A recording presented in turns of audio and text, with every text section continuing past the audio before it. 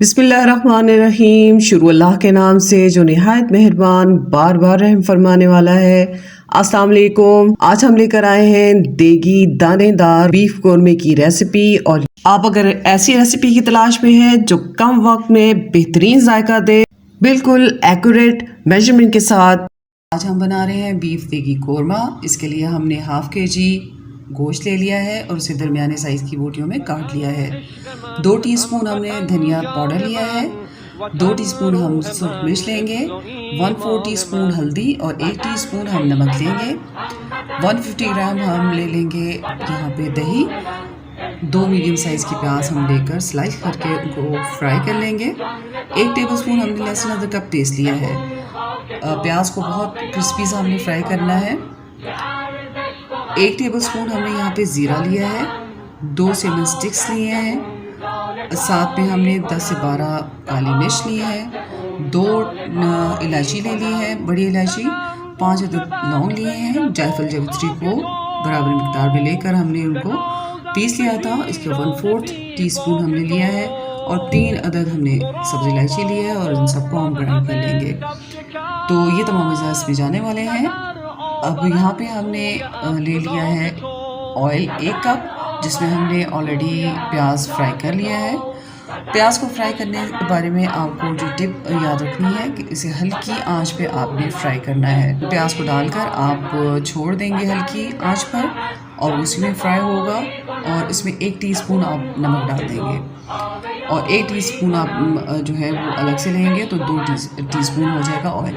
तो यहाँ पे हम उसी ऑयल में शामिल कर रहे हैं गोश्त और उसमें हमने डाल दिया है लहसुन अदरक का पेस्ट, सूरख मिर्च, हल्दी, नमक और यहाँ पे दही भी इसमें चला जाएगा। और दही को आप फेंटेंगे नहीं, तो इसको आपने चम्मच चलाकर, गोश्त बहुत टेंडर गोश्त हमने लिया है और ये बोनलेस है तो ये, और उसकी बोटी भी हमने दरमियानी रखी है। हमने इसमें पानी और नहीं डालना। आप अगर चाहें तो बड़ी बोटी अगर ले रहे हैं तो उसमें आप 1 गिलास पानी डाल सकते हैं उसको। उसके बाद आप वेट लगा दें 10 मिनट के लिए। तो मसालों को ग्राइंड कर लिया है। प्याज को हम हाथ से अच्छी तरह से मसल के बिल्कुल छोटे हिस्सों में तकसीम कर देंगे।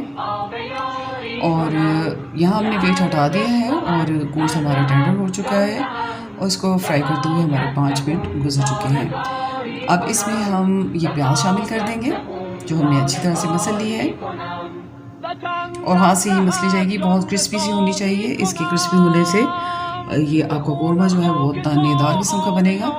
और इस चीज़ का आप ख्याल रखें कि प्याज आपकी बहुत क्रिस्पी होनी चाहिए। तो इसे आप फ्राई करें,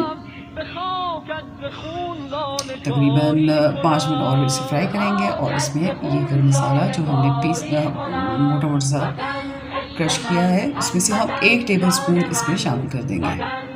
बाकी मसाला आप रख लें, नेक्स्ट टाइम जब बनाएं तो वो आप इसमें यूज़ करें।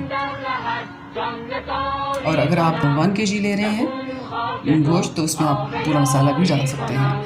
यहाँ पे हमने 1 टीस्पून ले लिया है केवड़ा वाटर और वो इसमें शामिल कर दिया है।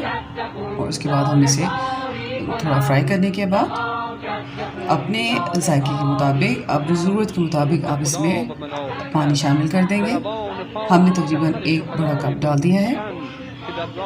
आप इसमें आप अपनी ज़रूरत के मुताबिक जो आप पसंद करते हैं उस लिहाज से आप कोरमे में पानी डालेंगे और इसको शोरबा बना लेंगे इसका।